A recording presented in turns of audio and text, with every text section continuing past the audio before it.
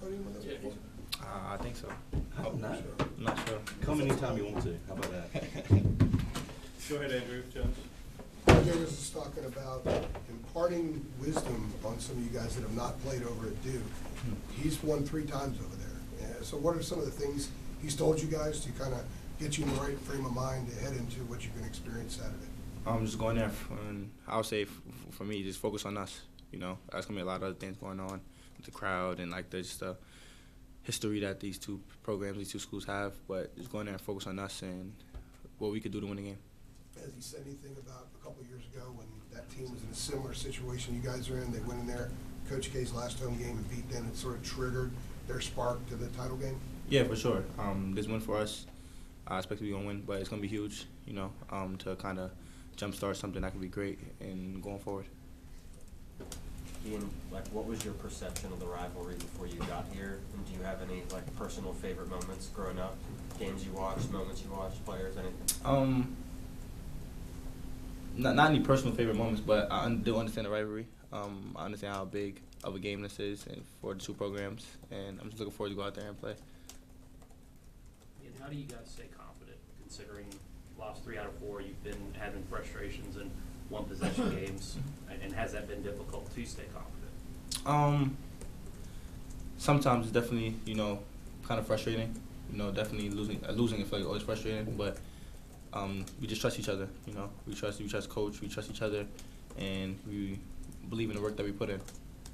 So we know what we do, we know what we work on, so just go out there and do it.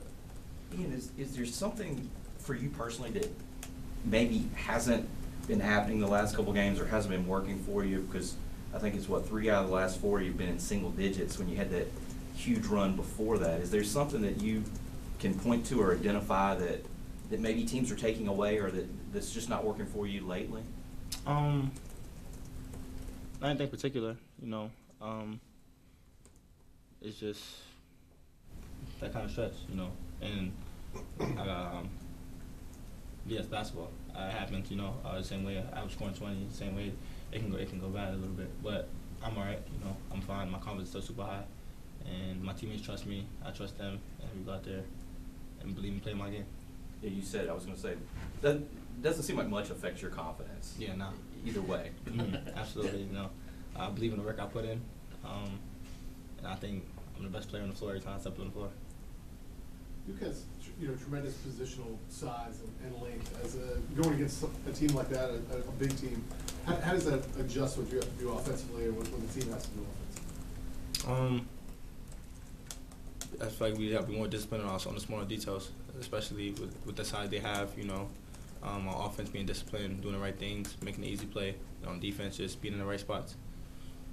Ian, you were in the same McDonald's class as Cooper Flag, who's obviously, doing what he's doing over at Duke. I guess having time to, sit and really look at it, you see the highlights and everything, but sitting to really, look at the tape, what's kind of allowing him to have the season that he's been able to put together? He's a great player, you know. I feel like you can do it all on the floor, whether he's scoring or defending. I feel like he always has a way to impact the game, and I feel like him knowing that scoring is the only way to impact the game or on the offensive end helps him a lot. His motor is high.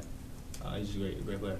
For you guys, since he does do all those things like you said, I guess what is the key to containing someone that does have his hands in several different elements of the game?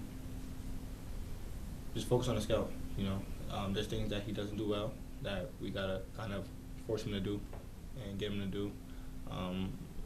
And you can't let his defense impact so much that where it's trickle down to his offense and get him going. So just focus on what we got to do, our disciplines, our scouts, and get it done. Did Duke recruit you at all? A little bit, yeah. What was kind of the differentiating factor between UNC and Duke in that decision? Not to say it was down to those two, but what kind of separated the two? I would just say Coach Davis. Ever since I met Coach Davis, he was someone I went to play for. No matter who was really in the conversation at the time, I met Coach Davis, and I kind of knew from there that's what I want to play for. Do you have any sort of? You were a highly touted player in high school, but do you have any sort of chip? The Duke guys, their freshman class always gets put up kind of on a pedestal. Does that give you any sort of chip in this game? I got chip every game, you know. I want to go out and play every game and play the best I can play. Go out there and try to prove something every time I go out there on the floor. And whether we playing Duke or whoever, it's chip every game.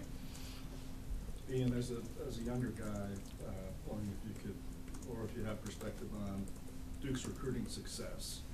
Over the years, they do seem to get their share of highly touted guys. Carolina does too. Mhm. But what do you think it is about maybe the way they run their program or how they do things that appeals to kids coming up? Like I said, the history behind the school is great. You know, they have a long history of putting guys in the NBA, and I guess to recruits that's like eye opening. You know, I want to be one and done, not aspire to be one and done. So that school has a history of doing that, so they go there. I guess. Ian, do you, having grown up playing against like Cooper and those guys that are Duke freshmen, like do you keep up with those guys? Do you guys talk or communicate? Since I mean you've been playing against them for years, obviously. Mm-hmm. Not too often. Not too often. Me and Cooper are super close. We played together in USA basketball. So we kind of grow a relationship from there. And then we played together, same team, McDonald's. But yeah, we're cool. We cool. But you guys don't text Nah. each other like, "Hey, I'll see you Saturday." I don't want to talk to him for real. Yeah, I'm good. And one thing that some of the guys were talking about after the Pitt game was, sometimes offensively, things can get stagnant. You guys can break down over dribble, things like that. Looking at last game, do you feel that was, I guess, some of the reason the offense, kind of stopped, producing points? And I guess what do you think, needs to change to, allow for more flow and more movement? I do think our second half offense wasn't the best. We didn't score a whole bunch of 21 points second half, I believe. We didn't score a bunch second half. They started switching 1 through 5, and kind of put like a pause on things for us, and we didn't get a chance to really adjust to it. But yeah, that's really what happened. Knowing that Duke also does that, though, does that give you an opportunity to kind of look at what didn't work and try and iron it out? Absolutely. Every game gives us opportunity to go out there and make changes and adjust to different looks. So we've seen it before. Now we go to practice, fix it, figure out how to attack it, and what we want to get out of it, and then we get it done. Anything else? Thanks, Ian. Appreciate it.